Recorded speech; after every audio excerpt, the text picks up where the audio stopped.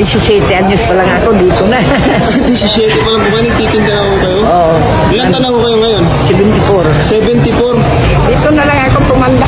Dito talaga ako nag-almusal. Almusal ho, araw-araw ho yan. Araw-araw makain ako dito kasi iba yung palabok niya eh. Saka bukod sa mura na marami pa. Mali pa ho.